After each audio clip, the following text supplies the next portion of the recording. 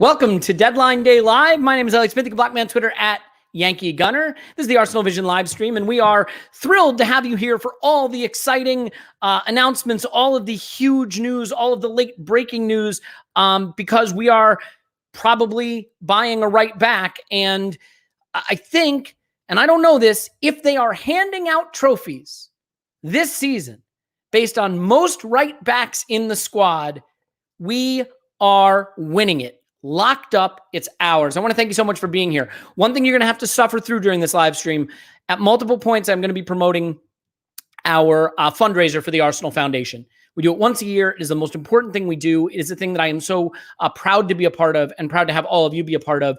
We launched it yesterday. We're already over 50% of our way to our £20,000 goal. We will be giving quite generously. I've already given $5,000 ourselves, so we're thrilled to be a part of that. You'll have the link on the screen to be able to contribute, but you can search for it on Just Giving or on our website, ArsenalVisionPodcast.com. Click Donate. It takes you right to them. There's no platform fee. You give it right to the Arsenal Foundation, and we'd love to show them what a difference we can make all through the month of September. So welcome to our Deadline Day live stream. Clive is going to be here. Paul's going to be here. Scott's going to be here. Jessica Black is going to be here. We may have guests stopping in and out throughout the day. We're going to be here with you for a couple hours. So settle in, get your drink. I have the one that gives you the most important information. Can you read it? Yeah, there it is. Block me on Twitter at Yankee Gunner. It says that's why my friends call me Whiskers. Because I'm a worrier. We love you. Thank you for being here. There's only one way to introduce Clive, though. So we're going to do it now.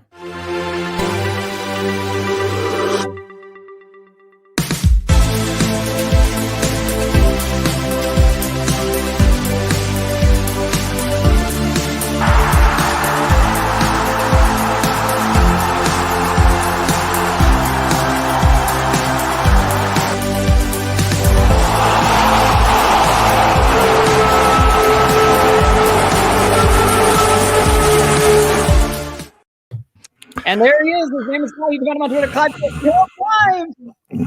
Hello, hello. How you doing? Clive. You know I hate that, didn't you? I know you do. It's why and I always forget. Keep doing it. Obviously. Yeah. I always forget. And I come up, oh man, he's done me again. But hey, I've got one bad piece of information. We can't run the Paul video that Eddie Longbridge did, because we got hit with a copyright strike for the weird whistling music. I think what I can do is put the video up without sound, but it stinks. But so we're just going to do this the old-fashioned way and say, Paul's on Twitter, Pause My Pants. Hello, Pause. Woohoo! How you doing, buddy? I could hum while I could like try and whistle and hum while the video plays. I need something. I mean, okay, it's not a Clive video, but it's a video. Don't use the hum. my eternal squirming is bad enough. I had some guy ask me what my Twitter handle came from. So I explained the origin story, and then I said, I hope he wasn't disappointed. Never meet your hero's Twitter handle origin story. And he said, well, actually, you're not my hero, Clive is. And I didn't tell him to go and fuck himself. Oh, sorry, we can't. Sorry. Look, there's going to be fruity language. It's Deadline Day Live. I've got purple dildos. I'm going to be stuffing them in people's ears. It's going to be a great time. Let's just get into it. Tomiyasu arriving. Clive, I want to ask your opinion on my theory that we believe, look, the club is really plugged in, right? We were part of the Super League. It didn't go great, but we really are connected to the pulse of the game. Do you think that the club has found a leak that this season's trophy will be handed out on the basis of the most first-team right backs? Well, without wishing to join your silly games, I think. All right, skip that and go straight to whether we like this guy. Is he good? Is he, as it said in our Discord, someone called him the Japanese Chambers. I don't know how I feel about that. What is this guy? Tell me what I need to know. I'm a bit worried that he's.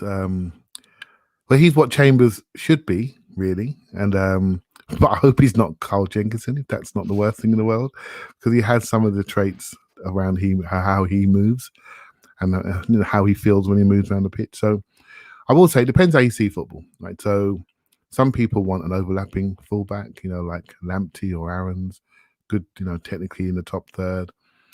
I've always thought this team, the way we play, needs a hybrid, a centre-back, right-back. And after seeing Ben White play, I was more convinced about that, although there is a bit of me that wanted wing-backs as well. We've got those. We've got so many right-backs. We can choose how we do it, right? So yeah, he is quicker than Chambers, taller than Chambers, more athletic than Chambers, more two-footed than Chambers. Much better in one-on-ones. And he is someone I had noticed, really, and I've noticed him for a while. And when Spurs were in for him, I thought, that's smart. That's a smart one. Actually, Spurs have gone for Emerson, and I think Emerson suits Spurs and Tomiyasu suits Arsenal, because Spurs have got a number of ugly defenders who are not very good on the ball. Davinson Sanchez, Dyer, etc. Rondon, raw defenders. So they can afford to have a ball player on the outside. I think we've got ball players in the interior, and we need somebody who's just ugly. I think it's going to be hard for people because we love ballers, right? So when we see somebody who's not super slick, I know what's going to happen. Elliot will get his passing stats out real quick and say he can't do simple 5-yard passes. But I'm a big believer in balance on and off the ball. You guys know it. I like dogs next to ballers, and dogs like balls, so that's perfect. They're known for it. He's a defensive dog, owns his space, and I think we can all envision what a back four could look like. And on paper, it looks really good. The balance is right. So we might get Ben White in a calmer way because he's got somebody who can look after his job. And I love the idea. But you've heard me say this, so Elliot, you knew when you asked the question what I was going to say, right? So I mean, I only ask questions I already know the answer to. Everybody knows that about me. And when Paul comes in two-footed with something completely different.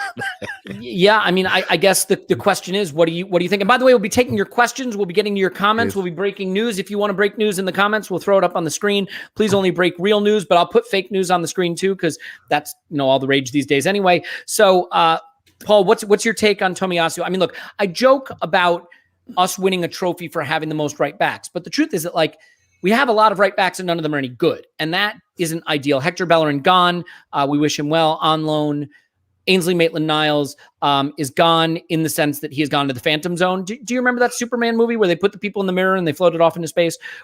Someone mock up an image of Ainsley Maitland-Niles in the Phantom Zone, and you can have a year of free Patreon, and I will put that image into this live stream. Paul, what do you think of Tomiyasu?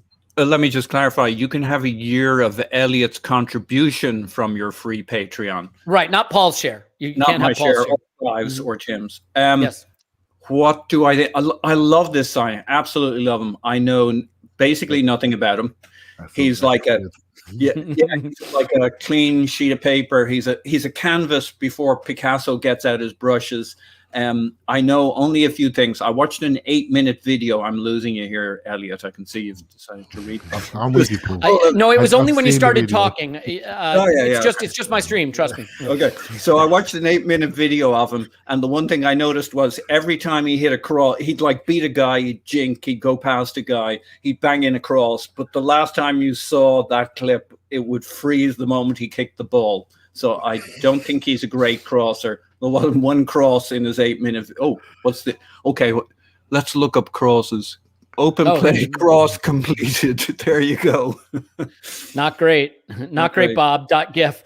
So we're not buying him for that. But on the other hand, what do we need right now? Some defenders who like to defend. And this guy's from the Italian league. I believe they know something about defending. And other Italian clubs wanted him, but he wanted to go to the Premier League. So more than one Italian club rated this guy defensively. He's tall. He's ugly. Ugly's good. I could see certain times in that Man City game where he could have been handy. Okay. I think he's an attractive man. So we're just going to disagree right off the bat. I definitely would put him above Cedric.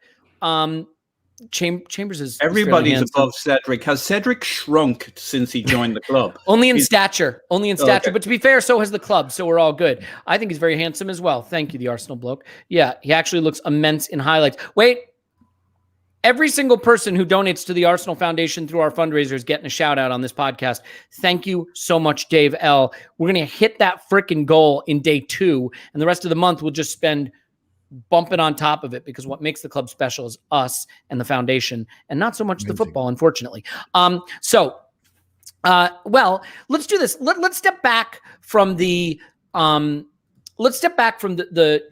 thing just for a second, and let's go to let's do this. Let's go to the window itself. And Clive, I'll give you the first crack at this, okay? So we've had an interesting window. I think somebody read in a handbook, like there's a handbook out there that says like how to do transfers. And that handbook says, oh, the way you do transfers is you, that's not what I wanted. That's my first error of the day. Don't worry, there'll be many. The way you do transfers is you just get younger. That's the thing. Just get younger. And someone read that and they're like, oh, I can do that. We'll get younger. Oh, wait, real quick. Thank you to Eric Bolden. Wait, we got to get to him. Where is he? Thank you, Eric, for your super chat. What grade would you give our transfer window, outgoings included? It's funny you should ask that, Eric, because that's literally what we're about to talk about. So we got younger. Did we get better, Clive? It's a tough one, isn't it? When you're sitting there bottom of the league, 0.0 goals. But I do think the last game... Is that what we're on? I hadn't noticed. I do think the last game, a couple of those people were protected, and left out. But, it's very difficult. I mean, you go through emotions of grief, don't you, when we're sitting there bottom of the league. And I had my sort of down day yesterday. And I'm sort of back now. I'm back because you can't change it. Baby. You can't change what's gone. You have to go through it, though. I think it's important, not to stop people going through it. I see people getting angry, and hey, look, it's up to them, right? As long as it doesn't get personal, you got to go through it. But you must come out the other side as well, because we're all here to support the team, right, in the club. So, do I like where we are? I like what we're doing. I wish we'd have done it sooner, right? And I wish we'd defined this sooner. And the fact we flipped on strategies maybe shows some of you heard me say it before, the status anxiety of the club, not sure what they want it to be. But now they've decided, right? So they've decided. Good.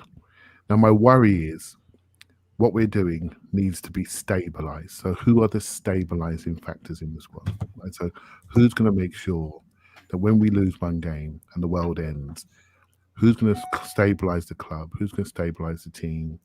Who do those young players look to? How are those young players' careers protected? And that's where my head is at the moment. So Herbie used the phrase longest poles in the tent. Who are they? They are Xhaka, they're Partey, they're Leno, right? So probably Tierney sneaks into that. They're Aubameyang, they're Lacazette. And if through some of those players, there's a little bit of unease about their medium to long-term future and their capabilities on the pitch. So the strategy is laden with risk. And my eyes are on those guys because we need them. Whether we like Granit Xhaka or not, we really need him. We need him to be him better than he's ever been to help us get where we need to get to. So can't ignore him, mate. So that's where I think we're going to focus a lot on this. And when the next window comes, lads, I'm telling you, we're going to be looking at the signings at Man City, and not saying Man City, but I'm talking the icing on the cake signings, the new centre forward that defines us, the new centre midfielder that defines us. I think that's where we're heading in the next window. And then we might see the benefit of this window in a year's time. What's the grade, Clive? Letter grade. The grade is a B at the moment. But that's just because we haven't even got a goal to celebrate. We haven't even seen the team on the pitch yet. It's very hard to grade them as they currently are. What about for you, Paul? I mean, I think that there are definitely things to feel good about. I think Sambi Lakanga is one of them. Ben White and Ramsdale. I mean, we can't really evaluate that much at this point. Nuno Tavares, we've seen glimpses, but clearly one for the future. And frankly, not a position that we hope to need too much.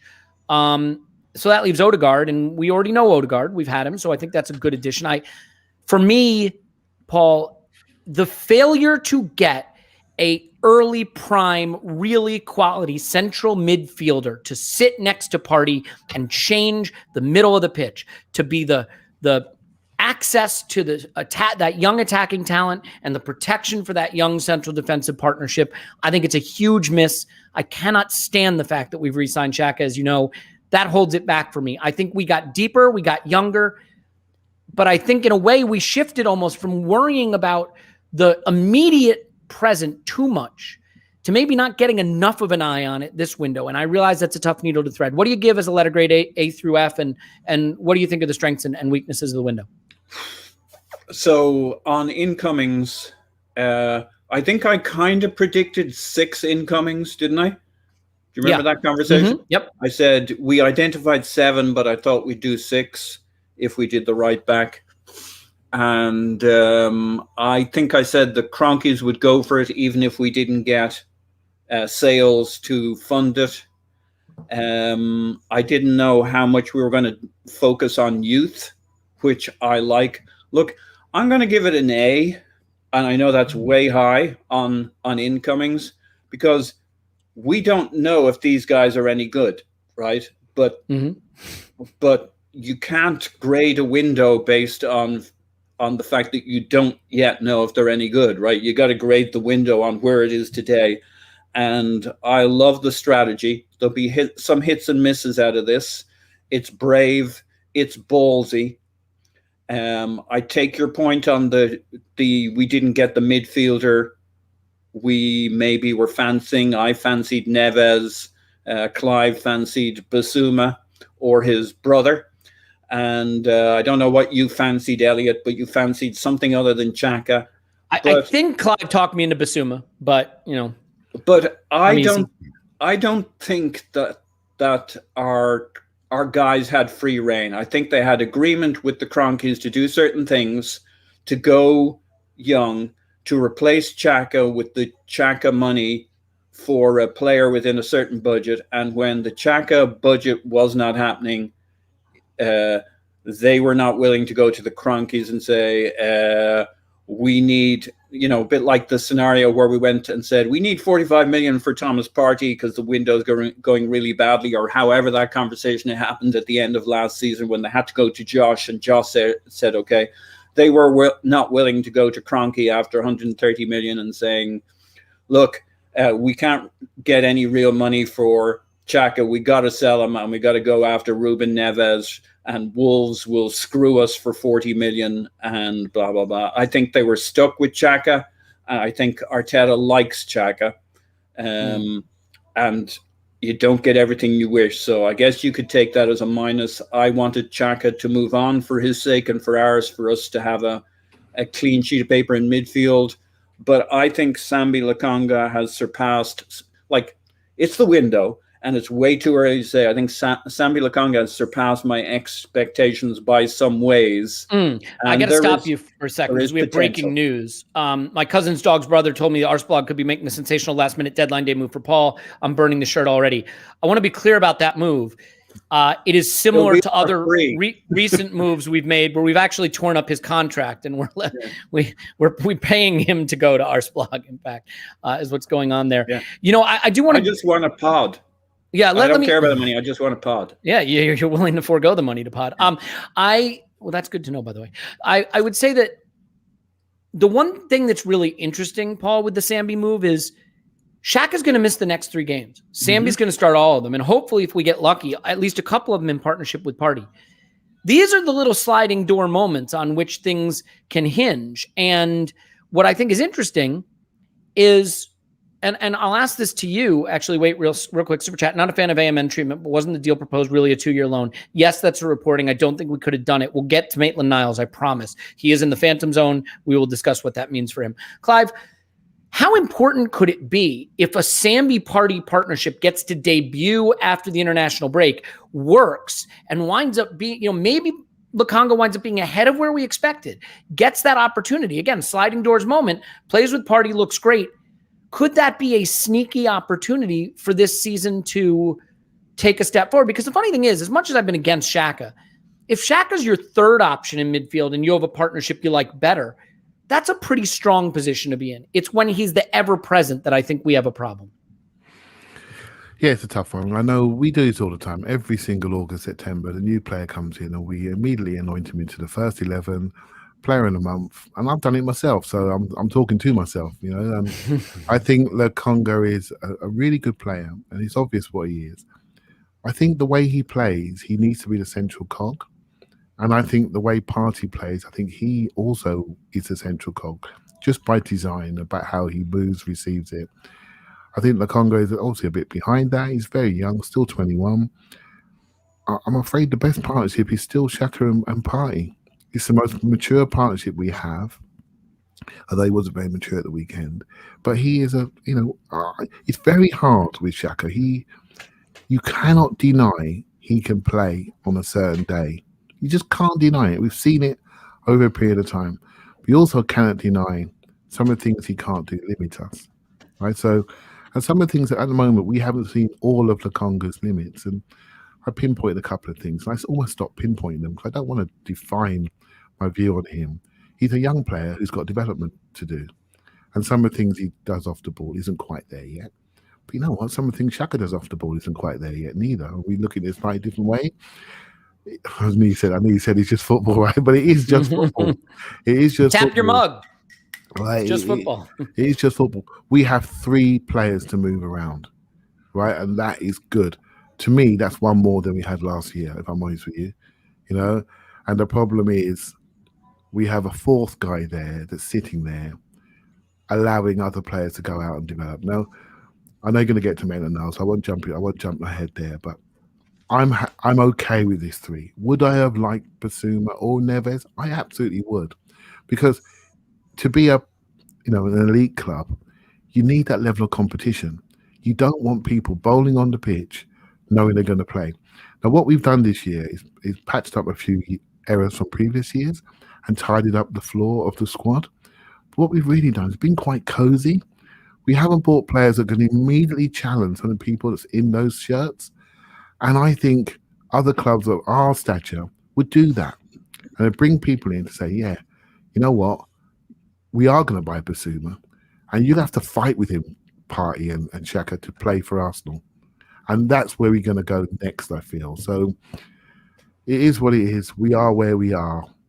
This has been a problem 5 years in the making, if not longer. Yeah, I don't disagree with you. So, I mean, I would say that my grade for this window is C+. I think we got younger, which was important. We added some players that I like for the future. I think we overpaid for others. I think we prioritized positions that don't strengthen us as much as others we could have. And I think that we showed an inability to exploit what I think is a fairly depressed market on the continent where we could have been more clever. And we clearly didn't move out the players we needed to move out. So I don't think you can only judge a window on incomings. I think the outgoings are close to an F and the incomings are maybe a B-. And so I'm probably being generous with a C+ there. So that's kind of where I come down on it. But let's go back real quick, though, to the move of the day, Tomiyasu. I mean, Paul, is your anticipation that this player will be the right back right away? I mean, one of the things that I think is all, nice about going young is that it is building for the future. 2 things have to be true. The guys you get that are young still have to be very, very good. Like we went young with William Saliba and haven't gotten anything out of him. We went young with Nuno Tavares. Like I'm not sure how good that's going to be. He'll be fine. Yeah. I mean, well, in terms of, not how good, how relevant, right? How much he'll actually play or will need him. But what I do think is interesting with Tomiyasu is we need a right back that Arteta can just say, this is our guy, he's our right back and move on. So do you think that he's in a position to be that right now? Like, who are our 2 best right backs at the moment? 404 error, file not found. Yeah. So, like, it's there for whoever steps up. Maitland-Niles has said the manager is going to give him a go, that he wants to play full back on the right. We may have 4 or 5 people who can play right full back. We have nobody who owns that position at the moment. Absolutely nobody. So can he, in the first few games, I mean, like, does he speak English? I mean, I'm not trying to be funny here. He's Japanese. He's played in Italy. Yeah. So his acclimatizing maybe a little longer than some other players to the league to finding which way is up. It's a deadline day move. Like he did his medical in Bologna, I think. So like He's probably totally unprepared to make the move. So it might be a couple of months. But if we wanted somebody who can defend as a fullback and is impressive one-on-one with duels, we got Maitland-Niles. He's staying. If he's serious about his work, the manager is apparently open to it, and he wants to play fullback because maybe he got smarter again, maybe not. I think we have options, and if that's the case, I'm not that worried right now. And in a month or two, when the guy's settled in, he knows where the local Nando's is, and he's got where his dry cleaning gets done, and he's all sorted, then it's on, because nobody owns that fullback position on the right. He's tall, he's lumpy, he can defend, unlike one or two other people in our back line. He can be a centre back from what I hear, and has played centre back quite a bit over the last year or two. Maybe he can even play as a left centre back. I mean, I don't think he's going to be short of if he's good, we have 3 jobs for him, depending on what's going on. I just want to, well, Clive, I'll ask you actually real quick. Shout out to my boy, Ramadeep Patel. Come on, man. Like, I'm doing my best I can, but it's a super chat, so I got to put it on the screen. There's a limit to that, by the way, just so everybody knows. Clive, I want to ask you too. I do want to say right now we have over 1,400 of you watching the live stream, so thank you so much. And there is an important message, 2 important messages. One of the things that you may know as a movement we are trying to do is eliminate this ridiculous smash the like button, smash the bell. You know what? We are on a campaign, a crusade, you might say, to save people's smartphones, their tablets, their computers. These are sensitive devices. So, like the message says at the bottom, gently caress the like and subscribe button, tap the bell, or hit buttons, go crazy. Just touch any part of the screen you want. Actually, it's really none of our business. Point is, we love you. Thank you for being here. Thank you so much. And then last but not least, actually, not least, most important, donate. We want to hit our goal in the first full day it's been out. 20,000 pounds is our goal. We have given. Please give as well to the Arsenal Foundation. You can go to our website, ArsenalVisionPodcast.com, click donate. It goes right to the platform. There's no platform fees. It goes straight to the Arsenal Foundation, helps the Zatari refugee camp, helps the North London community that the foundation serves, brings us all together. Thank you for that. Back to your regularly scheduled bitching about the transfer window. By the way, as I promised, if there's any breaking news, I don't care. Whatever it is, just give it to us in the chat and we'll put it on the screen. Clive, do you expect Tomiyasu to start now? This is the thing, right? If he's not ready, this is where my tension is. Let me explain my tension. You can ease my tension. You can digitally rub my shoulders. Like, we have 4 right backs. A couple, Bellerin's gone 3. A couple of them, Maitland, Niles, Chambers, are serviceable. Maybe even slightly more than serviceable in the small games, but serviceable. Yep. If we're bringing in a guy we don't think can start now, I don't know why that becomes a priority unless you feel you can't get him next season. So what is the strategy here? And will this guy, do you think the plan is for Tomiyasu to be the guy? Yes, I do. Right now. As soon as he settles, as Paul's alluded to, right? As soon as he settles, he's got to get in. As soon as he settles, it's not a rush to play him 90 minutes against Norwich, but he needs time to settle. But he's going to be the guy, and the balance is right. I like what we've done here. I like what we've done. I've just seen a tweet from Gunnerblog James, right, just now. He just named a team, right? So Ramsdale, Tomiyasu, White, Gabriel, Tierney, Partey, Sambi, Saka, Odegaard, Smith Rowe, Aubameyang. 4-2-3-1. Nice balance. Good size, good escapability, a number 10 in there, speed up front. I look at that team, and as depressed as I was yesterday, I quite like it. I quite like it on paper. It looks nice. It's balanced. If you look at the signings that we've made recently, in Tavares and Tomiyasu, Gabriel, Partey, there's a real physicality. Sambi up to a point. We've added more physicality into the group. We haven't seen it all together, but there's a team out there with a personality that can be liked. And we're all idiots, right? We're all nerds. We're all crazy for the team. There's nothing, I think we underestimate just liking your players. It's really interesting to see Ramsdale, the impact he made with the away fans in particular, and how he's arrived at the club. I like him. I've only seen him play one game, and I like him. I want this experience to be better for all of us. And there's a likable team out there, but we haven't seen it yet. We need to get there, and it's all on paper, and it's all on player profiles and FBref statistics and radars, and it all looks okay. Left-footed centre-backs, this is good, but we need to see it on the pitch. And yeah, Tomiyasu is the right profile for this group, for Ben White, and it's great. You heard me say before, Elliot, when we buy a player, invest in him by partnering him correctly. And we've done that in one season, I hope, based on what I know about this player, I hope. And that's really good. Rather than with Granit Xhaka, we spent 5 years with the wrong partners for him. And I think we only saw the best of him when Partey came in really at Christmas time. Well, I guess I'm curious to see how it works. The problem is, right, like that Paul, that Gunnerblog tweet, James's tweet, it fills me with two contradictory sensations, which is sort of how I live. I'm constantly between pleasure and pain, conflicted.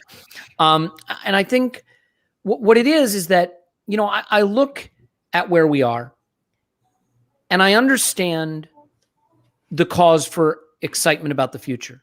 Mm-hmm. But as fans, and we all do this, we all believe our young players will make it. Mm-hmm. And they don't all make it. In fact, most don't. You look at United, I remember them giving it big about Dan James was the future. Dan James was not the future, right? We thought that Iwobi would be our future. Iwobi was not our future. Now, they made good money for Dan James. We made good money for Iwobi. We made good money for Willock. But the point is, that lineup, Tomiyasu, Ben White, Gabriel, Sambi, Smith Rowe, Odegaard, Saka, some of those guys aren't going to make the level. And they're also young, and we're going to have to go through the growing pains of them finding what that level is. So I'm curious, do you think that we've kind of now, and look, I said this before, and I want to be fair, because it's not always what I do.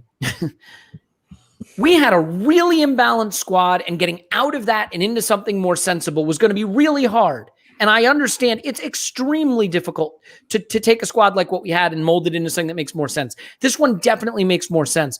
But do you think we've lurched in the other direction now, where maybe we are short of the prime age talent that can consistently deliver the results we need to sort of nurture and bring these young players along? Because that lineup that James tweeted out, you can't put that lineup out there and if they're all generational, maybe you're fine. But to me, it doesn't look like there's enough prime age talent in it to get consistent performances.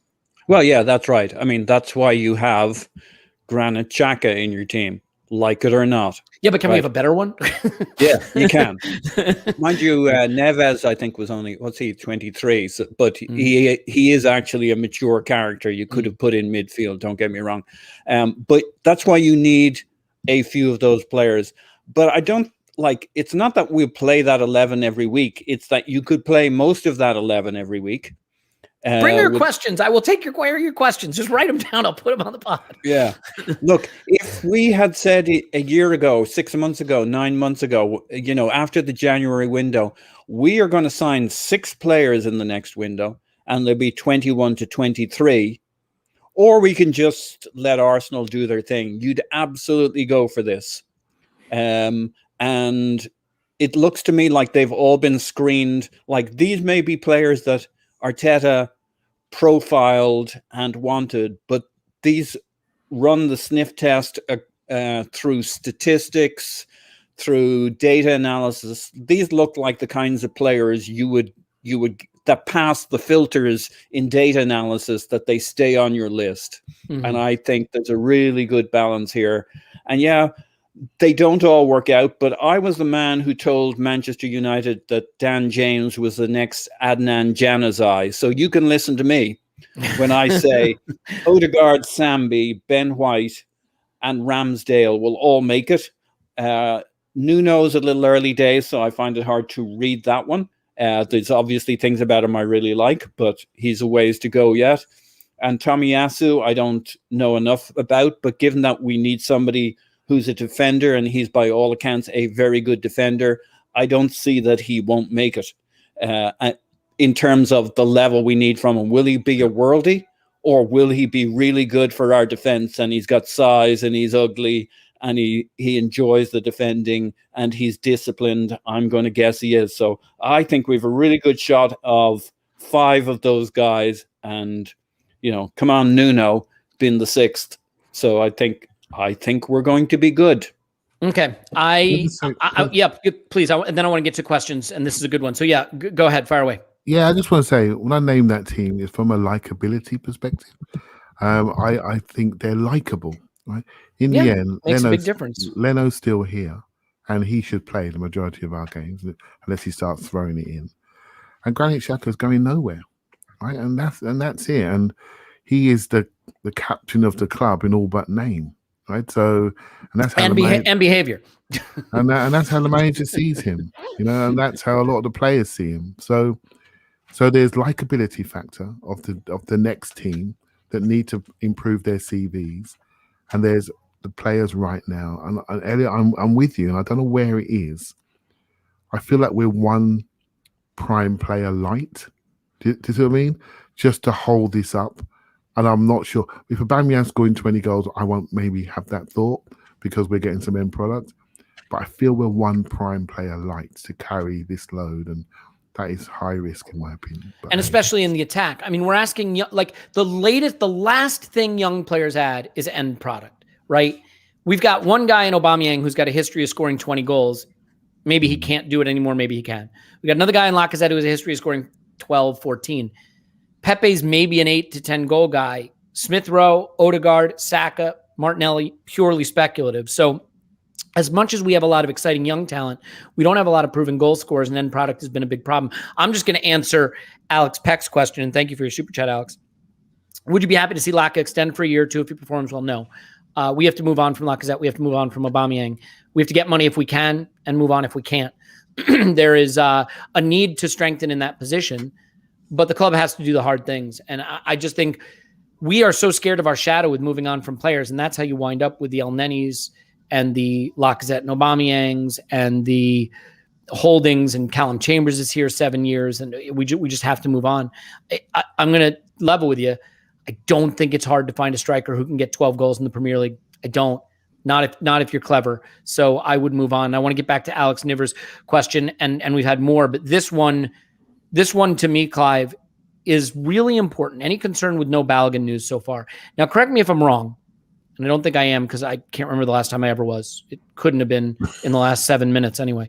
The loan window is actually beyond the deadline day. Yeah, so I believe we can do loans later. But do you agree that Balogun has to be loaned this season? He's got to play. And are you concerned that we may do with him what we did with Eddie and Kedia and sort of freeze in our tracks and not come up with a solution for him?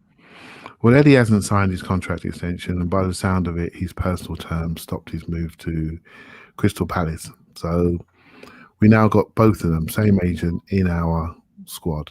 So what are we going to do? We're going to keep Eddie in and then loan Balogun because we couldn't quite get him out. That may be the case. I don't think we can afford to stop the development of 2 players. One player is obviously edging for a free transfer. I think he's under the age of 23. We might get some compensation fee because we schooled the player. I'm not quite sure on his exact details there. But I don't think we can have Balogun sitting around and getting the odd under 23 game. It's not enough. So that's something to be done. So yeah, I think it's a problem. It's a shame we didn't accept the money for Eddie and really give Balogun that space in the squad. The club may do the old Arteta thing and freeze him, freeze Eddie out and see what happens there. But I'm not sure how we're going to play that one. Eddie. There's a couple of things still to be played out. Kalashnik's another one. We may still cancel his contract, and we don't have to do that today. Why do that today? Do your proper business today. We can cancel his contract afterwards and see what happens there. Cancel his contract any day. I mean, ideally, after he gets another 3 or 4 starts at center back, though, that's what I would do first. Hey, 1,600 plus people watching. Thank you so much. I mean, honestly, tell me the best thing about football right now isn't just us bitching and moaning and complaining and celebrating and sharing and donating to the Arsenal Foundation and being together. So thank you for being here. Paul, Balogun and Eddie need a discussion, and I totally agree. I think those are 2 situations that I struggle with. I think, Arteta came in with a big reputation for what he did for like Raheem Sterling and other young players. And to be fair, it looks like he's been working really well with the likes of Smith Rowe and Saka. But I think the players that have not been the focus of his gaze have really suffered. Maitland-Niles, Nelson, Nketiah, maybe Balogun right now will fall in that category, maybe not. We'll find out. And I'm not putting all the blame on the club or the manager. The players have some culpability in how those situations played out. But these two players need a resolution. There's no question that Eddie's stagnating and Balogun needs to play at this age. So how do you think the club should handle those two? They probably, I would think they both need a loan. They probably both want a loan. Even if Eddie's winding down his contract, he wants to play because he's going to want to be marketable. To give Arteta some credit with Eddie, Arteta did a lot of work with him, used him for quite a while, and then it wound down a bit. So he has invested in him and developing him beyond the pure striker, penalty box striker he was before. Eddie at Leeds and under Arteta has learned to work around the pitch, do hold up play. He's a smaller player, so anything he can contribute in that area helps a bit. But like we've got Aubameyang, Lacazette at the club for 12 months. We're only in the Premier League and a couple of cups. They're not going to get enough games. Let them go. So they need to go on loan. Yeah, for different no reasons, question. But the funny thing is, I don't think anyone thinks Eddie Nketiah is quite good enough. It's really impossible to evaluate, honestly. Yep. But Balogun, there's just not a great track record of strikers of his age coming in and making a difference in the Premier League. He should be in the Championship playing and doing what Tammy Abraham did, getting a 25-goal championship season and elevating his standing and coming in and doing what he can. I think it's very harsh to assess Eddie, given that when he started getting little time, little minutes, that was later on in the season when we started to play in a more advanced way. Aubameyang didn't get much service in the second half of the season, and the first half was when Eddie got his time and his minutes, and we were terrible, and we got him no service. So I think he's a much better player than he may not be good enough, but he's a way better player than he's looked for us in the last season. He looked sharp pre-season, Paul. Yeah, didn't he? He did, but he's a player. I put the trigger warning on the screen, so we have to get to it now, Clive. It's in all caps, so I have to say it like this. What do you think of the Saliba issue? Because that's how it's written. So I have to say it how it's written. I do think the Saliba issue is one. I'm going to run through our incomings and outgoings again. But Clive, the Saliba issue, what do you think of it? Yeah, there's a few players that hang around the club, and drag the club in some way. Ozil's divided the club, and Guendouzi has up to a point. And Saliba's sitting there, and I've never watched so many French games watching him play because I want to keep my eyes on him. I cannot believe, if you know anything about football in any way. I don't. I keep going. Just watching him play, I can't believe that you would want to work with somebody like that. As a coach, coaches always think they can save people. I do it in my analysis. When someone's half broken, I can save that guy. If he just does this, he just does that. This guy has got some skill sets that are just natural. His poise on the ball, how he moves, his strides, how he goes into contact. If you watch how he tackles with his nearest foot to the ball, which is difficult to do. Good core balance, power, good passing. There's a few weaknesses there. He's 20 years of age, goodness sake. Why would we want to work with that? Now, you could say, well, Clive, he's playing, he's developing. Why are we going to sit there and watch him train? That's a very good counterpoint. And when we have a centre-back performance that we had at the weekend, the obvious reaction is to look at the player who's shining in France and say, why isn't he here? The only thing that concerns me about this whole thing, this whole scenario, so we messed up with the original loan in his first season back. That may have been something to do with Rennes. I'm giving the club a break there, right? But we messed up no matter what. We messed up. He didn't go out. He lost 4 months of his career. That's down to us. We own the player. We messed it up. But I cannot believe, after him going away for the second half of the season, we wouldn't want to see him in pre-season for even 10 minutes. Yeah. So that now makes me think: is this about football? I don't know what to say. He saw him for a couple of games when he may not have been professional, may not have been fit, Arteta, and we haven't seen him since. He spent £27 million on him. He's on 40 plus grand a week, and he's got in the caravan going around France looking for minutes. It doesn't feel right to me. He doesn't feel right. And so when it gets like that, I have to step back and say, this is something more than football. Because why would you want to see him in pre-season? Just have a look with your eyes. See how he mixes in the squad. See if he can bosh off your strikers. Just have a look. We haven't looked. We just shipped him on. This story is not done yet. It's going to be hanging around. And next time when our centre-backs make a mistake, you know what's coming, didn't you? Saliba stats from the weekend game is going to get popped out. It's quite sad, actually. Well, let me ask you about this, Paul, because I think this is a question that has affected, obviously, our business, incomings and outgoings, the window. By the way, we crossed over 1,700 people watching, so thank you so much for being here. I can only assume you're all waiting for Jessica Black to join, so she will be here. Please stay for that. There is a criticism of Arteta leveled at him by some people, like me, who don't know anything, so feel free to disagree here, that he has a very one-note approach to management. And we don't know this. This is where we get into speculation. But like, it does feel like the players he wants to work with, he works with. And if you run afoul of him, he does not want to know about you. And the arm around the shoulder just isn't there. And I don't know this. So this is speculation. And look, whenever we get into this stuff, it is very easy to lean into confirmation bias. But there have been players who were out in the cold with him who did make it back in. So I want to be clear and emphasize that. But I wonder if you think he makes his own job harder. Because look, guys that you like, that work hard, that train well, are no replacement for talent. At Manchester City, if a guy doesn't train hard and work within your parameters, you just replace him with another £50 million superstar who will. But Arsenal don't have that luxury. And if you chase talent out of your club, you'll get worse results. And if you get worse results, you'll get the sack. And so whatever culture or hard work benefit you thought you were gaining, you lose on the pitch. So I'm wondering if you think that Arteta is maybe not properly prioritizing talent over culture or behavior to a point where he's actually making it harder on himself, that it could be easier to pick up points if he had a little more flexibility in who and how he would work with the players? Or is that just rampant speculation that does not deserve to even be discussed on this fine live stream that is a very serious affair indeed? Yeah, people seem to have accepted that as a fact, that Arteta cuts you off and then he doesn't work with you. And yet putting Saliba to one side, because I'm with Clive here, that's a weird thing that's beyond just, is he a good enough footballer?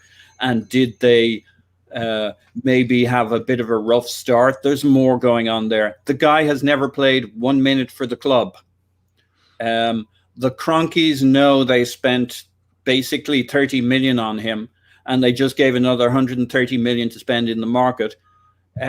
There is no way that Arteta's answer to them was, well, I gave him a bit of a chance and he was a bit moody, so now I don't want to play him. That is not the situation. I don't know what the situation is, but there's something feckin' weird with the Saliba situation. Now, what is the evidence that Arteta cuts off players and never works with them again? Like, everybody's bitching he played Cedric and Kolasinac. We had a discussion after the West Brom game about the intense conversation he was having with Pablo Mari. And as Clive pointed out, when you look at it, he's sitting there with Pablo Mari, basically giving him coaching, talking through scenarios on the pitch. Like, what, is Arteta really an idiot? I don't think he's an idiot. I mean, like, love to what would you do? Hyperbole. What would you do if you were a coach? You'd work with people who were interested in understanding how to play for you. Like, but can I stop you just? I want to stop you 1 second on that. Yeah, you want coachable players, don't you? Yeah, you want coachable players. But I do think, look, we have plenty of examples. Like, realizing to become a world-class big club player for a whole career like Arteta was, and overcome some bad injuries along the way, and to then become an assistant coach under the most precise and demanding coach in the world, and then become the manager of a big club at a young age. or for any of these guys to do this, I'm not just talking about Arteta, by the way, Paul, any of these guys, you have to have not just a unique personality, an insane personality. You have to have self-belief, the likes of which we can't even process. You have to have determination and belief in yourself that, like, you don't get to that level unless you believe in yourself in a way that is unique and almost crazy. We see managers all the time just decide to shut out really good, talented players and just say, no, I won't work with the guy against their best will. I mean, Jose Mourinho, I hate him. He's a see you next Tuesday.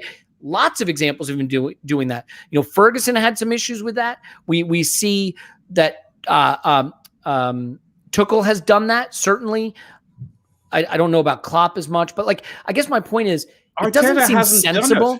No. Arteta hasn't done it though. But I'm pushing back against the idea that it's stupid. I think these guys that's our default. Our default is to believe that's what he does. I don't see the evidence of it. Like, he literally just played Kolasinac and Cedric, who everybody thought was dead. I mean, I can't explain it. You're right. It pushes back against the narrative. I do want to get to this, though, by the way. This is really interesting. But yeah, Clive, go ahead. I was going to say, at the moment, it's something that Tim said last night, and it stayed with me. At the moment, you can say anything you like about Arsenal. And I'm afraid, I'm watching some of the chats going through. I'm afraid people believe what they want to believe. You can say anything you like. We're not in shape. You know, win 5 games and we won't hear so much chitter chatter. Right? So we know that structurally the club is not where it should be. We know the ownership model's not great. We know the organisation model's not great. We worry about the decision-making process and how that's funneled into too few people. And we've had a few changes of strategies over the last 5 years and lack stability. I think we can work that one out for ourselves, right? At the moment, it's so much stuff flying around. It's very hard to hold on to your faculties when it comes to football and stay cool. And I don't do it all the time. So I'm not saying, you know, I don't get it right all the time, right? So this is where we're at. We are just open for business. We're open for stuff. I saw something come out today on one of the Talk Sport channels. Said Arsenal need to get Sam Allardyce in. You can just say that, right? And a few people in the comments were agreeing. We're open. We're vulnerable. Here's how you know it, Clive. So Chief AFC on Twitter routinely changes his Avi to be one of the big journalists and then just tweets out bullshit and rumors about Arsenal. And everybody falls for it. And the reason is, at this point in time, there's nothing that people won't believe. Everything feels believable. But I do want to get to this question. There have been rumors, and here we go. We're going to lean into a rumor where you can say anything. From Rohan Beliapa, I hope. What do you guys think about Edu Arteta possible fallout? The Edu summer has been a weird one. And Paul, you've been on the train of thinking he's been sort of sidelined this whole time. Yeah. Well, we'll come to your guillotine in a moment, or garrote, or whatever neck slicing you're using. But Clive, what do you think of these rumors of a possible fallout between Edu and Arteta? I don't think there's a fallout. And I think there's been Edu's influence has been reduced. Right, and I think Arteta's influence has grown along with the analytics department at Arsenal. Right, so you know, whether you like all these players or not, we weren't being judged, but we weren't looking at some of these players before, which tells you some of the analytics behind our choices have been it's improved. It's different, and there are rumors, shall we say, that Arsenal got quite a smart analytics team at the moment. Hey, look. It could be another thing that I'm willing to believe, right? So that's what I'm hearing from quite good sources, and we know we've got a few of those. I won't say too much, right? So I think I don't know if I think there's something happening here, but I don't know if I'm willing to believe it because I want something to happen. Yeah, does it mean? I think I'm desperate for experience, someone to come in to say, now I know what they're doing, just by the fact that guy arrives. Do you see what I mean? He's got a reputation. At the moment, we're so unknown. We're unknown at the exec level with Vinay and Edu. We're unknown at the Arteta level. 20 months in, and we're still working out how he wants to play, shall we say? I don't think that's totally fair, but we haven't had a consistent run for various reasons. And so there's so many unknowns, and we're forced to trust so many facets of the club from the top to the bottom. And some people are just not prepared to do it in any way or form. And some of us are reaching out for those hooks to say, okay, we're doing that right. At least we're doing young player thing right. Do you know what I mean? We're looking for something to be positive about because this is football. We want to be positive about it in the main, don't we? So I think we need, and Paul said it last night, and Paul always cracks me up. When I walk away from the podcast, I re-listen to it. And for all the people listening and watching now, you need to listen to Paul really, really closely because he says things that if you listen to it twice, they really do resonate. And I think he made a great point about the director of football or something like that in the club. And I think we all agree that there is something missing here that just calms us, that allows us to go over these rocks in the road. Because we know somebody in the club has done this before. It's a very simple bit of analysis, but it's true. We need somebody that's in the club that's done something like this before. That when the shit hits the fan, we all go, but it's okay, he's there. Do you see what I mean? At the moment, there isn't that guy. There isn't that guy. I look at this project, or what you want to call it, and it's laden with risk. I work in risk. I work in technology risk. I wouldn't support this. I would have things in place that allows the project to flourish and grow, and that's my worry. And 2 defeats, and with the washing machine is spinning, mate, and there's nothing we can do to stop it. Looks like I got to get on Twitter for a second because the bell tweeted, and I got to get my translate out. So Paul, let you respond to that briefly, and then. But I want to get on Twitter. Yeah, look, I think. No, you talk. I'll get on Twitter. We're both going in. Look, I think a change is coming. And all right, the evidence is thin gruel, but Edu sure gave off a kind of a disassociated life is good. I'm looking forward to a broader perspective vibe this summer. Our radical approach this summer doesn't seem like something Edu would ever have come up with because it doesn't suit his friends and network circle. It's not his background. He knows this is not how they did business in Brazil. It was all who you know. The reason we got him versus somebody else was Raul was a who you know Rolodex guy, and so is Edu. It's who he knows. It's how business gets done, et cetera, et cetera. It was all very comfortable, and they're still all very comfortable today together.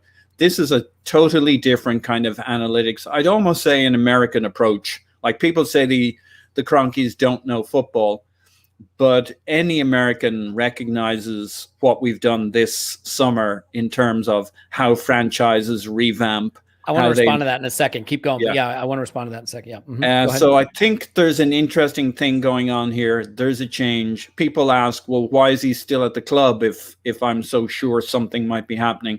Well, first, I'm not positive. That's just something's got to change here. That's where it would change. It would make a lot of sense for me.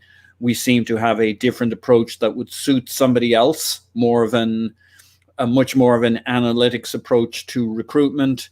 And we don't do drama. I know we had the whole Raul thing and Raul's and whoever fell out with Sven, but that's very un-Arsenal. Things end in a natural time. And I think I think we've basically said, this would be my guess. We've said to Edu, work with us through the summer and we'll gracefully, consciously uncouple as whatever her face is, Gwyneth Paltrow. Gwyneth Paltrow. That's the one. Paltrow would say. I've consciously uncoupled from remembering her name. So I think we will gracefully part ways and he'll go on to a new project. That's what I think. Yeah. I mean, that's fair enough. I just want to say one thing about this American model, the sort of squad building model. And then we're going to bring Jess in here in a minute, and we're going to get Scott in here as well. So we will do that momentarily. The American model can't be applied to a European football club entirely because in American sports, like the NFL, for example, there's a thing called tanking. You get bad, and that helps you get good again because you get better draft picks. You eliminate salary cap. You create salary cap room so you can bring in big free transfers, right, called free agents, and you can get big draft picks and you rebuild from that wreckage. The problem, the reason it's a much harder needle to thread for a club like Arsenal is you need to get better long-term without sacrificing the present, at least not all the way. Arsenal can't afford to be 12th, 14th, 16th because there's no benefit. You don't get better draft picks. You don't free up salary cap. So there is a balance that has to be struck between, yes, our plan should emphasize a longer-term strategy, but it can't be at the expense of the short-term. And that makes it a lot harder. I get it. Yeah. But it's not like in America where you can just be like, we'll get bad for a few years, and then we'll use that salary cap space and draft position to rebuild a winner. You have to maintain a sustainable level. You need to be 6th place, 5th place, something like that the whole way, and then start to layer in forward-looking moves on top of that. I get you. The only point I'd make is that the Cronkies wouldn't be uncomfortable with you can have 6 players if they're 21 to 23 part of it. I know it needs to be part of a broader strategy, but that bit, that would make sense to them. Yeah. Well, so let's do this. I'm going to bring Jess in. Jessica, you can find Jessica Black. You can find her on Twitter at It's Jessinho. Hello, Jess. Hey. Yep. Hey, how's it going? Yes, I'm sorry, I don't have a video for you yet, but Jess, great to see you. How are you feeling about our big signing today, Tomiyasu? Oh, I wish I was more excited. It's not that I it's one of those, I wish I was more excited, but I think just because I know we needed a midfielder, it's hard to be excited. I'll be more excited when I see him play. I know he has to go on international duty, so we'll have to wait a little bit maybe, but yeah, I think it's a good profile, good deal. We won't really know until we see him play, but we needed a midfielder. So it's kind of making it a little bit harder for me to be really excited about it, if that makes sense. Yeah, I hear you. Well, Clive, before we let you go and before we bring Scott in, I do want to get to just two things that I wanted to do, just quick fun stuff. So we graded the window already. Let's do best move, worst move real quick. And Jess, obviously you'll participate in this as well. Clive, what's your best move we made this window so far? And before you answer, everyone watching, I only got 1,700 of you watching. Thank you so much. Give me your best move and your worst move in the comments, and we'll put them all up on the screen. So everyone get best move, worst move, please. Yeah, Clive, what's your best? Yeah. Difficult to, I think worst move that's made me go, is the Xhaka re-sign. I just think we were close to doing something really transformational. Now we can see the 23 and under signings. We might as well just do one more. Do you know what I mean? And wing it for a year, and then say, okay, this is what we are this year, and go. So the Xhaka re-sign has sort of dulled my expectations. While I recognise that Xhaka and Partey is a decent centre midfield pairing on their day, right? So there's no doubt about it, right? So I can see Jeff's face is curling up, but it's the truth. It's the truth. When they're together, they're not bad. They're not bad. That's the one that disappoints me slightly. And the best one for me, and I've seen him play once now with my eyes, and it's difficult after he got smashed around at Brentford. But when I saw Ben White against Chelsea in that pre-season game, he looks a very accomplished footballer. And the moment I saw him, I said to myself, okay, we need a right back. We absolutely do. There's no doubt about it. I thought we could get away with it. But I thought, no, we need a right back that's strong, that's physical, to look after his job, because this guy can really play. He's neat. He's quick. He sees it. He sees the game ahead of the game. And we need to create the environment for him to thrive. And so that's when I walked away from the stadium. I thought, okay, we got something here. It's going to take time. John Stones Jr. is what he is. John Stones has Kyle Walker and Diaz next to him before he flourished. Before that, it was a nervous wreck, right? So we need to do the same thing with this guy. And when we do, I think we'll be fine. So to be confirmed, shall we say.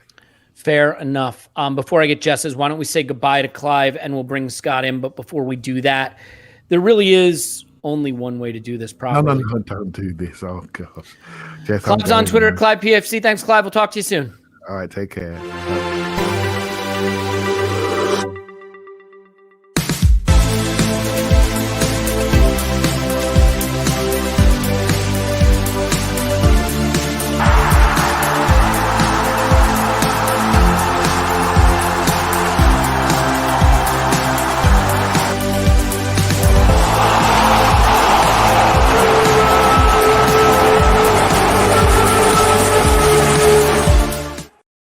All right, that was Clive. You can find him on Twitter at ClivePFC. We love Clive, and we'll be talking to Clive tomorrow on Patreon, Thursday on the main pod. I do want to remind everybody we are currently taking donations for the Arsenal Foundation. Look, the football hasn't been great. It just hasn't been great. And the club feels like it's in a really low moment. And in a really low moment, like one of the things is like, look at this, 1,700 people on a live stream, all of us together, planning live events to see each other, meet each other, still going to the stadium, still going to our pubs. It's us. It's us that makes up the club. It's we, the fans. And so the Arsenal Foundation is the best of what Arsenal can be. Supporting the community it serves, supporting people around the world. We want to be a part of that. We do it every year. This year, we're trying to raise £20,000. We're over halfway there in our first day. We plan to do this for a month. Shows you how special we are as a group. You can go to our donation page on our website, arsenalvisionpodcast.com/donate. You could also just look it up on the Just Giving platform. There's no platform fees. It's tax deductible. Goes straight to the Arsenal Foundation. We'll be talking more about that all the month of September. So please help us out with that because it really does mean so much. So Scott's on Twitter, _that_crab. Hello, Scott. Yeah. So it almost felt like the Clive video was for me. I know it wasn't, but it almost felt like it. It was for you. It was for you. West Coast representing, double representing. You're not super West Coasty, are you? You're Mountain Time, aren't you? No, I'm still Pacific Time. I'm actually further west than Jess is. What? That's really? That's a trick that most people don't know. Reno is further west than LA. Interesting. I did not know that. All right, so we're doing best and worst. Scott, why don't you hit me with your best move and your worst move? Ooh, okay. Best. I think I'm most excited for Samuel Lokonga. I think that's the one that I'm most excited for, just because we don't know about him. But I think the best move is going to be Odegaard because I think he has the highest ceiling. So I kind of took two, but I think those were the two best for me. White, I don't know, worst. It's hard to say. I don't think there was really any necessarily really bad moves. I feel like everything was smart. It really did feel like the team, learned from the previous mistakes that we're going to kind of go for a younger age bracket. I will say that I have some a little bit nervous about the current signing. I don't know exactly if he is exactly my cup of coffee. Because I don't drink tea because I'm totally American. So I think that one, if I'm going to put something in the absolute worst, I think this one might be the worst. Just because I don't think it really solves the issue that we have at right back. It might just kind of be a kind of move. Well, let's do this before we completely freeze Jess out with boring stats and graphs, and we're going to do some boring stats and graphs. Let's get your take. You sort of hemmed and hawed a little bit about Tomiyasu. So before we get to some questions and comments, what are your thoughts? Your more detailed thoughts on Tomiyasu?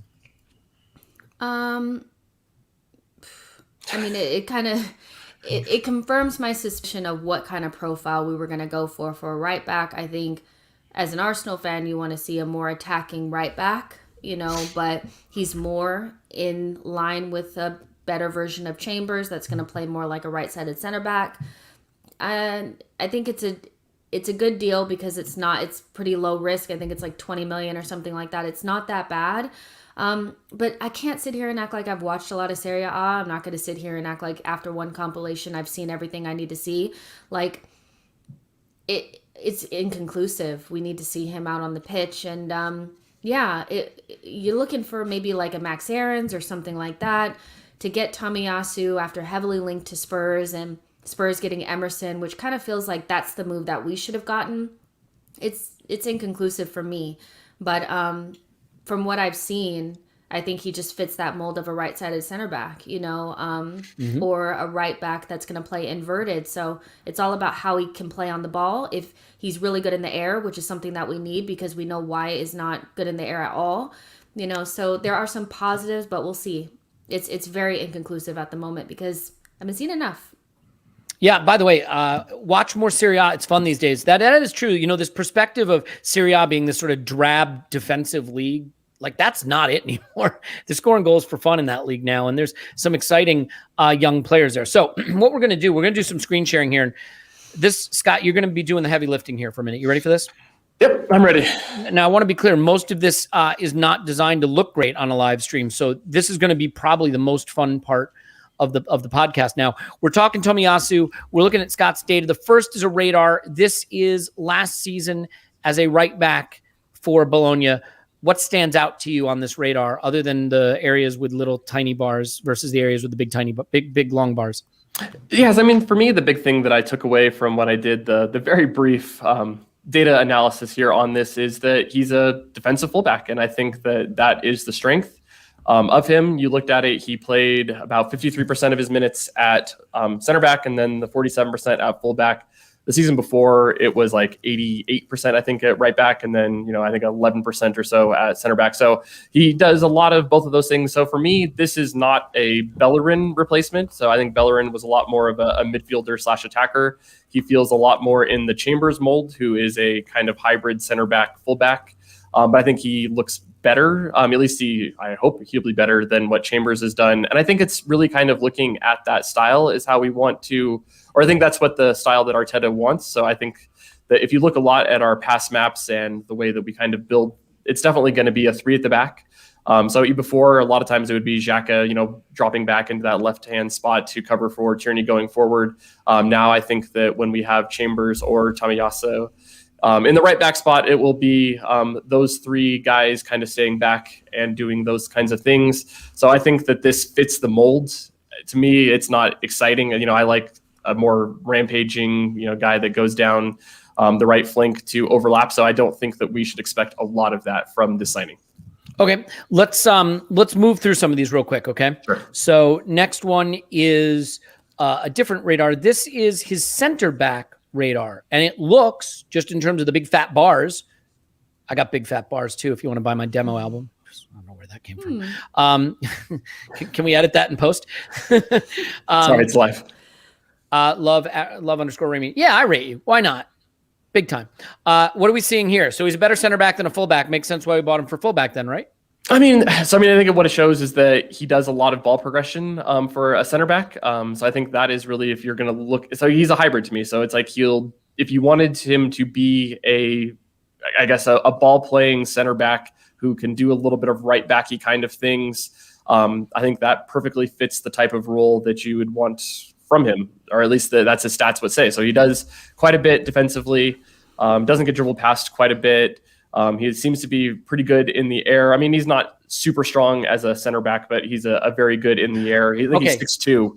I think if I looked at that. I got to ask you, does this presage a move back to a long-term back 3? Because I need, if it's going to happen, I need to go get the anti-nausea pills out. I mean, are we not playing a back 3 right now? Yeah. No, we're not. Pretty much, we do play somewhat like a back 3, do you see where, when Chambers is right back, do you see where he plays? Yeah. Well, come on, Chambers. Yeah. All right, Jess, help me here. Why? Yeah. So for me, I think we've always kind of played in a pseudo back 3. It's just dependent on the right back that we have. And I think we play best in a 3-4-3 based on what we have right now. But I mean, when we build up in a 4-2-3-1, we're already playing with 3 backs.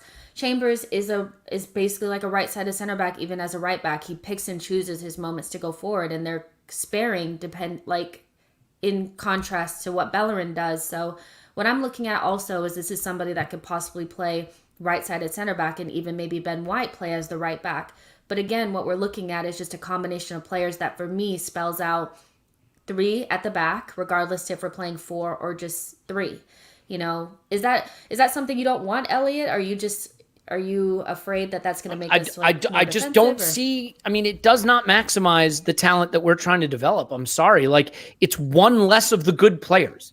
There's no way around it. If we play a back 3, it is one less of the good players. It's one less of Saka, Pepe, Martinelli, Odegaard, or Smith Rowe. One less of those guys can be on the pitch. And it puts one more of the players that aren't that good on the pitch. Ben White, Gabriel, Tomiyasu, Chambers, Tierney's quite good.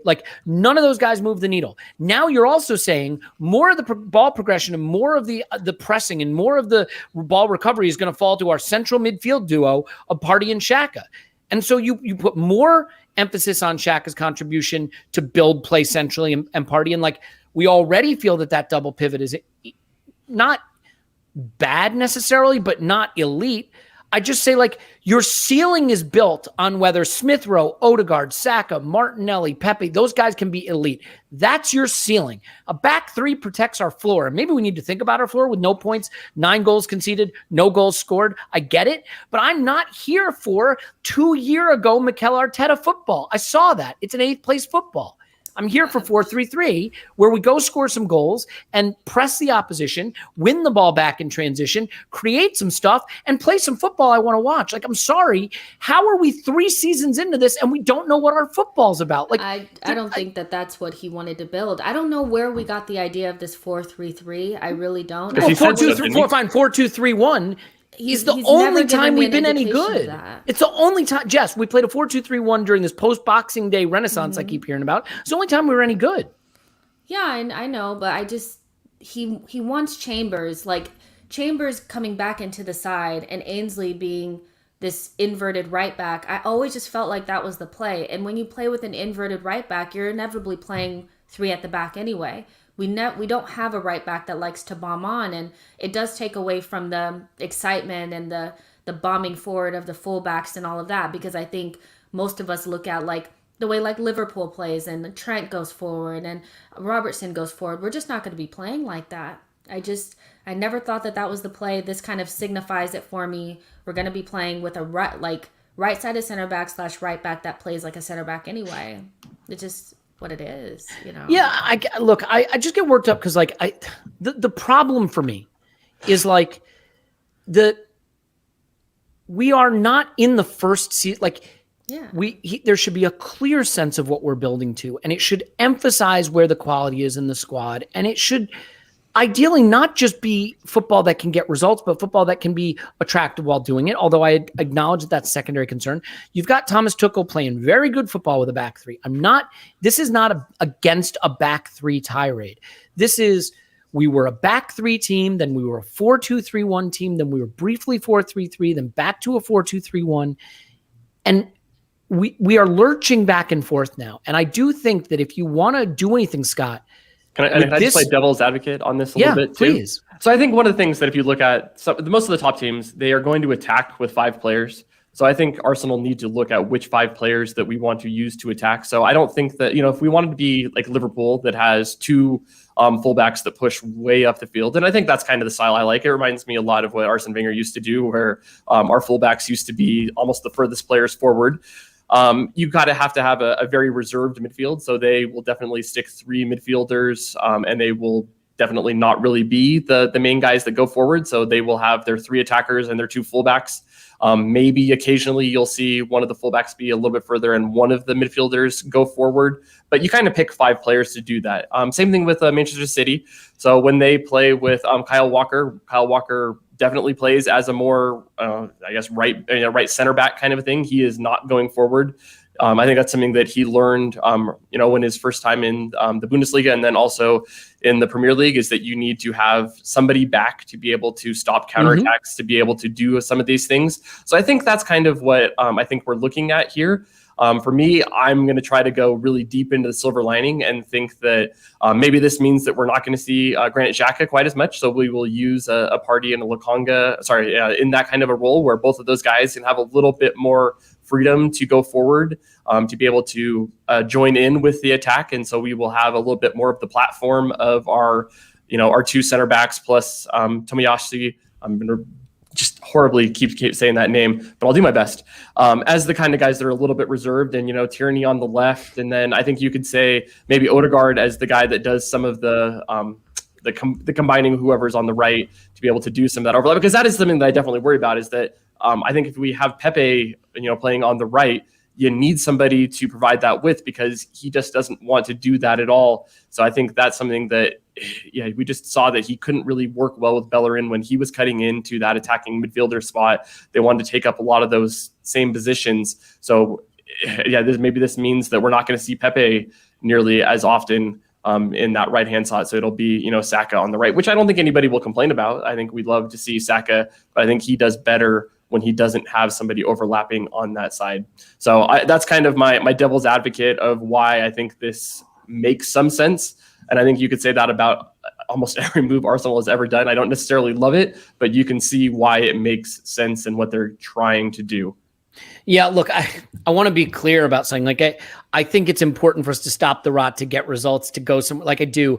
I think I'm frustrated more because it's like, I've said this on the podcast, right? I think if you are this far into a managerial tenure and you're not really sure what the manager is about and whether it's working, that in and of itself is a sign. And it is starting to get frustrating that like we just don't have a sense of it yet. And I worry because there are some players that are really talented and really young, and they need a really clear direction for that to come out. So that's more my fear. Has anybody else read this, that Chelsea are doing a loan for Sal? I heard they're definitely in for it, but I've been, working all day. How do you feel about that? I mean, that feels like a pretty good move for a club that's already pretty loaded. Jess, what do you think? A loan with an option, like it's very low risk, and they're bolstering a midfield that's already probably one of the best in the league. Why do they need it? Is he a starter for them? Well, I don't really know, because Jorginho and Conte, to me, should be starting in that midfield, And then, then Kovacic and But the reality is they're Chelsea, and this is how they operate. They operate off of more is more, and they will bolster their team as much as possible because they're going to try to win everything that they possibly can. So it may seem excessive, but it's not excessive to them. I mean, they were crying after Lukaku, their fans were, because they didn't feel like that was enough signings. Like, that's just how they operate. Saul was a very good player. I'm interested to see why he's trying to push this move. I mean, he's at Atletico. I thought he was a big part of their team, but maybe he's fallen down the pecking order. He's going to have to work hard to get into that Chelsea side, but loan with an option for a very good midfielder, it's good business, Yeah, I want to say something. Alexander says Elliot is allergic to the concept of depth, but it's excellent depth. I'm not allergic to the concept of having an awesome first 11 and then an awesome second 11. I'm never going to be allergic to, like, if you have a star at every position and then at every position on your bench, like, no, I think that's okay. I mean, if you look at it, it's like Conte isn't always available as much as he used to be. So this kind of a little bit of insurance on there. It's great insurance to be able to have. And I look at what happens to Arsenal when we have a player that gets injured and then we are in big trouble, or what happens when AFCON rolls around and two of our midfielders aren't there anymore, or Xhaka does a Xhaka and goes and gets himself suspended for 3 matches. So yeah, I would love to have a little bit more insurance, and I really wish that we had gotten at least one more midfielder, preferably 2 in this window. I want to just answer this. A lot of people have said, what do you think of the Kia stories in the news break? Like, I cannot say this any more clear than this. I do not give a flying F about Kia Drabshin and what he has to say. Like, it's his job to defend his players. I fully acknowledge that. I usually am very much in favor of people doing their job well, and Kia does his job very well. But doing his job well has come at the expense of Arsenal Football Club, and I don't really care what he has to say. So that's sort of where I am. Griezmann back to Atleti too. Is that also happening? Interesting. Well, so let's just cover this. Any news, if there's any news breaking, guys, out there, late breaking news, let me know and we will cover it. Scott, real quick, just glad that Willian is gone. Like, it seems like this, obviously Willian going is for the best. But the funny thing is, I kind of thought if we could get Willian to go and maybe get some wages off the book, there'd be like another big incoming. Like, Willian leaving is only good because it theoretically should free up our opportunity to go be more aggressive in strengthening the squad. Losing a player, even a player we don't like, doesn't make the squad better. So it's good to get his wages off the books, but do you feel that like people's joy at him leaving kind of elides the fact that it doesn't actually make the squad better unless you believe it's purely addition by subtraction? Yeah, I mean, I think that is a good point. But I think the other thing to remember, too, is that we don't have Europe this year. So it's hard to carry a squad that big. And we don't even have the extra revenue of the Europa League, because I know it wasn't, it's nothing compared to the Champions League, but it's still better than absolutely nothing. So I think that's something we're trying to get our wage bill to kind of match the competitions that we're in. So we can't quite have as big of a squad, and we can't have quite as expensive as a squad. So I think if we get back into Europe, we'll be able to reuse that money somewhere else. But if we're not, then I think we need to get to a better right sizing, as they like to say in corporate town. Okay, let's do some grading. And by the way, give me your letter grades, American style A through F letter grades for our window, and I'll pop them up from everybody up on the screen. We'll do what your letter grades are and why. We'll grade the window. By the way, over 1,400, almost 1,500 of you watching right now. So amazingly stuck around when Clive left. Who could have imagined? I certainly didn't. It's like that. I know, you're just phoning it in. It's that GIF, right? The look at us. Who would have guessed? Not me. What's his name from Ant-Man? Why can't I think of his name? Paul Rudd. Actor? Paul Rudd. Yeah, you know the Paul Rudd one I'm talking about? No? So everybody who's watching, you know the Paul Rudd one. Look at us. Who would you have guessed? Not me. Anyway, okay, we'll start with you. Let's get letter grades from. All right, well, Jess, I'll let you take that sip of water there. Take that second sip of water there. That was indulgent. Letter grade? Here. I got to go with a straight up C.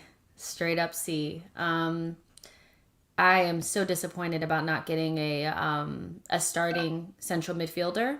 I think that was the obvious play. Elliot, we talked about this. Like, you were very adamant that going out and using $75 million for Ben White and Ramsdale would affect our ability to do other things. I hope for the best, and it didn't happen that way. Basuma was available. If you want to say AFCON, Neves is available. Bruno Guimaraes is available. There's plenty of different options. And we chose not to make ourselves more competitive in midfield. And not only that, we doubled down on Xhaka. And how has karma come around so quickly on us on that? So I can't get over the midfield, because honestly, that was the biggest one. If you had brought in just 2 midfielders, I think that almost would have been better than all of the other things that we did put together, because that is our biggest pain point. So I can't give it more than a C. Good profiles for young players. Arteta has to show his worth now. The whole reason why we brought him in was because he's supposed to be really good with young players, and we're supposed to be getting Sane and Sterling development from our young players. I don't think we've gotten that yet, but I would expect with these being his players that he can do that. But not getting the midfielder in, it reeks of not getting the backup left back in, and I think it'll bite us in the butt several times, and we'll be at the January transfer window looking for a loan. I just don't think our midfield is competitive enough. It doesn't have enough depth, and our best midfielder is injury prone. So yeah, C. Yeah. All right. I think it's interesting, right? Because we got younger, we got deeper, we got better throughout the squad in a lot of ways.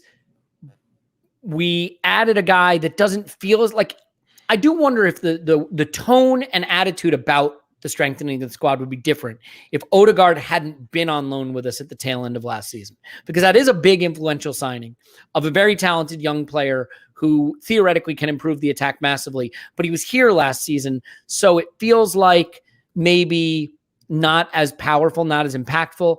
I think we haven't really seen yet, right? I mean, we haven't seen Odegaard in a game that he could really make a difference because he played against City. We haven't seen Ben White. Well, I mean, we saw him against Brentford, but not since then. And I just think so. It's hard. It feels like we haven't really gotten to see what the window is really about yet. We haven't seen Tomiyasu yet, and I realize that it's not a name that excites people tremendously. But right back is a big area of need. The outgoings feel like the weird ones, right? I would have liked to have seen Xhaka go. Would have liked to have seen Cedric leave. That probably would have been impossible anyway. Bellerin does look like he's going to move out. Maitland-Niles, could we have gotten money for him? Could we have gotten money for Nketiah? El Neni? We did a lot of loan moves. We weren't able to move on, Kolasinac, as far as I can tell. So that side of it, not great. Lacazette, I think a lot of us hope maybe he'd move on and we'd get a striker in that could bridge that gap, because we're very much top and tail. 30-plus-year-old strikers and 18-year-old strikers and nothing in between. So, Scott, the job of rebalancing the squad was never going to be a one-window thing. And I think giving us a C or a C- here, I think some of that is driven by the fact that we clearly haven't addressed all our issues. But isn't it fair to point out, this was a rebuild that could not have been done in one window. There was no world where one window would have been enough. So did we make some pretty good progress on the path, and it's just sort of hard to accept that it was not going to be a one-window deal? Yeah, so I mean, if I was to grade the window, I'd give us a C for this window, because I mean, if you look at it, we didn't really change out or improve any of our starting 11 players. I mean, a lot of the things that we did is kind of one for one on the starting 11. So I think that's, we didn't really move the needle there. But I think you looked at the signings, and I think if we look at 2 years from now, this might be a B into possibly an A, really depending on how a lot of these people progress. Because I think our oldest signings are 23 this year. So that is really good, because, I mean, we're talking about guys that are probably pre-prime or not even there yet. So, yeah, I mean, if you look at it right now, we haven't moved the needle off of a team that finished 8th place, and I think that gets a lot of people down. But when we're looking at really trying to think 3 years from now, I think that this was a window that made a lot of sense. And I think this is something that if we had done more of this a couple years ago, maybe we wouldn't have been in quite the same malaise that we're in right now. So I think we did finally go and bite the bullet and make a lot of the hard decisions instead of buying, players that will make us better now, but we aren't going to be able to really kind of get the best out of, that aren't going to win us anything, are really just going to move us potentially from, some 8th to 6th. Like, to me, like that's not worth it. So for me, it's trying to, I think, because this team should be good enough to be fighting for that 6th place team.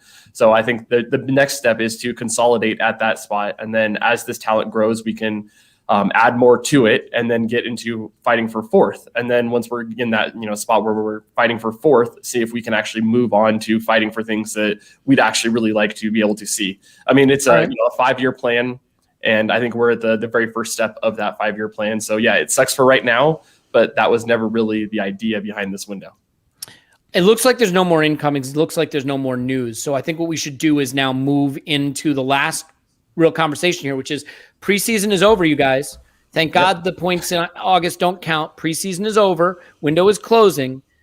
Scott and everyone in the chat, season prediction. Where do we finish? What do you think is fair to expect with the balance of the season?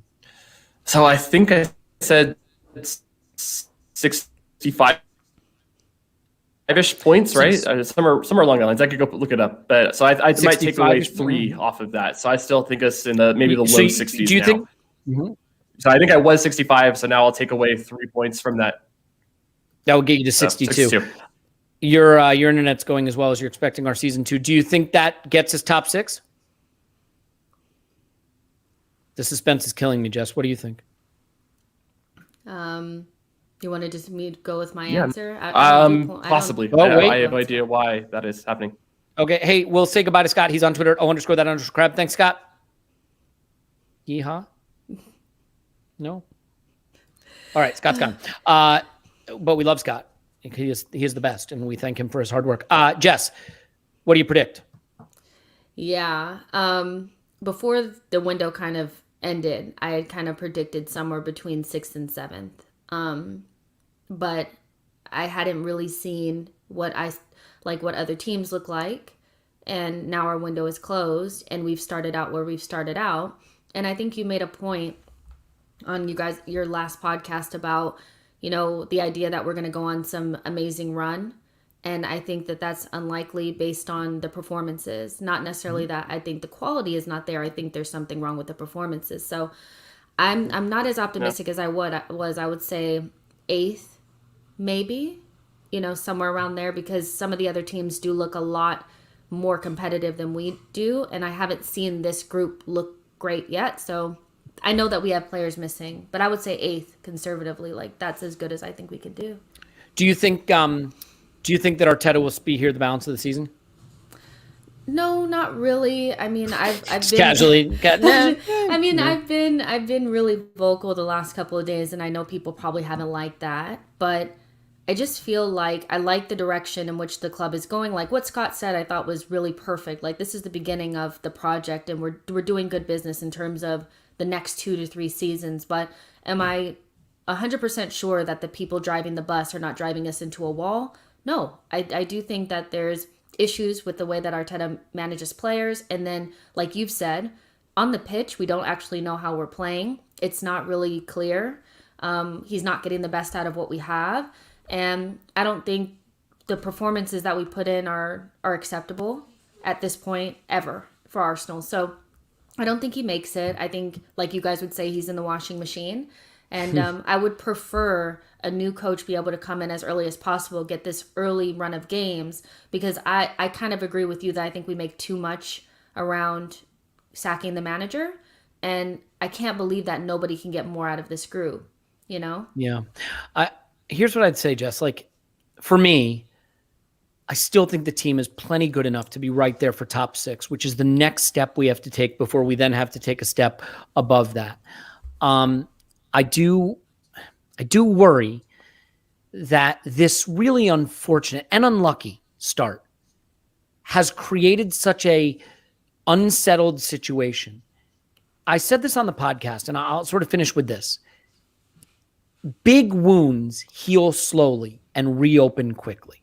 And I feel like this 0 points, 9 conceded, none scored, battered into pieces start, even with all the mitigating factors, I feel like it's been a big wound. We already had a big Arteta wound with that 8-season winless run before Boxing Day last year. And he really turned it around. Full credit to him. But I think this wound is big. And unfortunately, if we beat Norwich and beat Burnley and the wound starts to close and then we don't beat Spurs, it'll open right back up again. Or if we beat Spurs, but then the next 2 games in the league, we get, boring draws, it'll open right back up again. And that's the problem. I think once a manager gets to this point where there's been a big wound and it's not able to close and heal all the way where the fans are back on board and the players are back on board and it's going the right direction. And I'm just worried that for Arteta now, and again, somewhat through no fault of his own, the way these fixtures lined up and the players who were missing last minute, so unlucky. But he had to do better than this. I think he had to deliver something better than this. And unfortunately, 3 points. Or just look at Wolves, right? Wolves have lost all 3 of their games, but they've looked really, really good doing it. I know that sounds weird, but their fans are actually feeling pretty chipper about what they've seen so far. They've been unlucky. Gave up 3 goals as well. There's you a can't give difference up 9 between goals 3 and 9. I agree with that, and I can't see it. There's no precedent. There's no evidence. There's never been a manager that gets 0 points, 20th in the first 3 games and gets further than 7th. There's no evidence. It's never happened before. And I think this team can still most of our rivals for top 6 will drop points against Chelsea and City. The Brentford game, everyone will have a game like that. So it's not done. Mm-hmm. The problem for me is, can Arteta get us on a run long enough and good enough that the wound of this start heals? Because when it's 60,000 booing at the Emirates, or it's you don't know what you're doing chance on away days, that is toxic and it's not sustainable. He doesn't have, Arsene Wenger had a decade of success and double winning seasons and invincible seasons to ride out some years where the fans weren't totally behind him. But Arteta doesn't have that, obviously. And I feel for him. It is a tough project. The situation above him and behind him at the club is unsettled. He's had bad luck. He's had COVID stuff. He's had a tough start to the season. I'm down on him, but I accept that not all of it is his problem. Some of it's situational. But this is now the situation he's in. And I think you can see it, right? He beats Norwich and he beats Burnley, but then he doesn't beat Spurs and the wound opens right back up, right? It's just going to be hard all season for him to get people to really get back on board. So I still think 6th is on, though. I still think it's on and can happen, but we have to start playing better football. That part's obvious, but better attacking football. The defensive side of it, I don't think is going to stay this problematic, but there's no time to wait. So I think we can leave it there. We love you. Thank you so much for being here. Please give to the Arsenal Foundation as part of our fundraiser if you can. You can go to ArsenalVisionPodcast.com. It's down there /donate. There were over 1,700 of you watching at one point, still over 1,300 of you watching now, and it means the world to us that you're here. And Jess, I know this was sort of a shorter visit than usual, but it's been just so great to connect with you and talk to you throughout last season. Look forward to doing it again this season as well. Yeah, for sure. Thank you so much for having me on. Yeah, absolutely. And you can follow Jess on Twitter at It's Jessinho and listen to her fantastic show, She Knows Arsenal. That is Jessica Black. Thank you. By the way, I will be in London for the Palace game in October, and we'll try to get some events set up there. But hopefully for those of you watching, if you go to the game, be a chance to meet everybody. For those of you who have donated, Brian, thank you so much. Really appreciate it. Come on, Arsenal. This is a great opportunity for us now to pull together, give to the foundation. Look forward to seeing some of you in London, and most importantly on the podcast throughout the season. We'll have live streams midweek, most weeks, maybe not every week, but most weeks if we can. So, again, thank you so much for being here. We love you. What's next? Norwich? All right, well, it's always an option, always a possibility, right? We love you, and we will talk to you after Arsenal 10, Norwich 0.